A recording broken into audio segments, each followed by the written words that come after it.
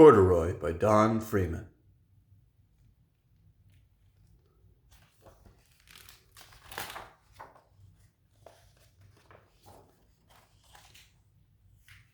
Corduroy is a bear who once lived in the toy department of a big store. Day after day, he waited with all the other animals and dolls for somebody to come along and take him home. The store was always filled with shoppers buying all sorts of things, but no one ever seemed to want a small bear in green overalls. Then one morning, a little girl stopped and looked straight into Corduroy's bright eyes. "Oh, Mommy," she said, "look, there's the very bear I've always wanted." "Not today, dear," her mother sighed. "I've spent too much already. Besides, he doesn't look new. He's lost the button to one of his shoulder straps." Corduroy watched them sadly as they walked away. "I didn't know I'd lost a button," he said to himself. "Tonight I'll go and see if I can find it."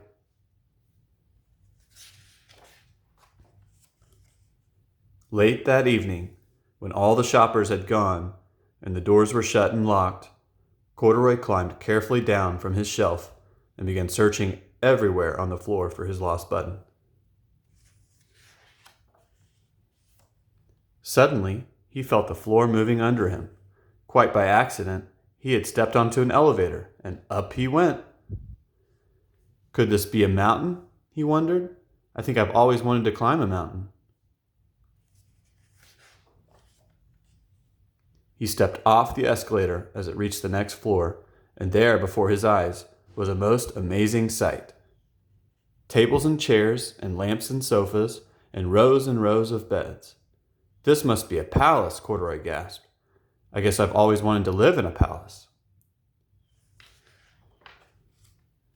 He wandered around admiring the furniture. "This must be a bed," he said. "I've always wanted to sleep in a bed." And up he crawled onto a large, thick mattress. All at once he saw something small and round. "Why, here's my button," he cried.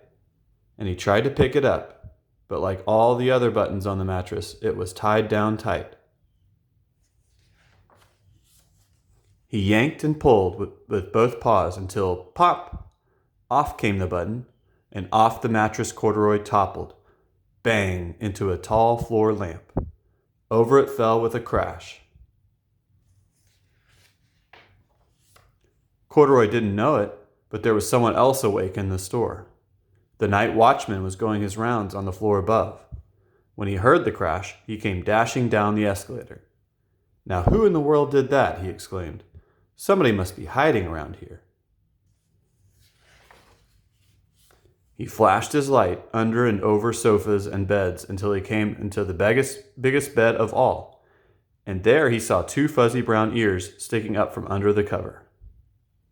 "Hello," he said. "How did you get upstairs?"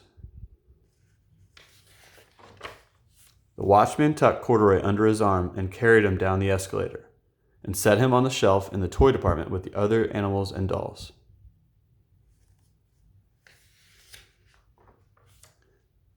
Corduroy was just waking up when the first customers came into the store in the morning, and there, looking at him with a wide, warm smile, was the same little girl he'd seen only the day before. "I'm Lisa," she said, "and you're going to be my very own bear.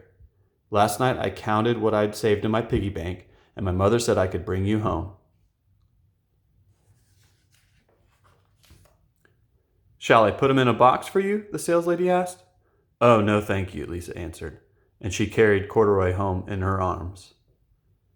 She ran all the way up 4 flights of stairs into her family's apartment and straight into her own room. Corduroy blinked. There was a chair and a chest of drawers, and alongside a girl-sized bed stood a little bed just the right size for him.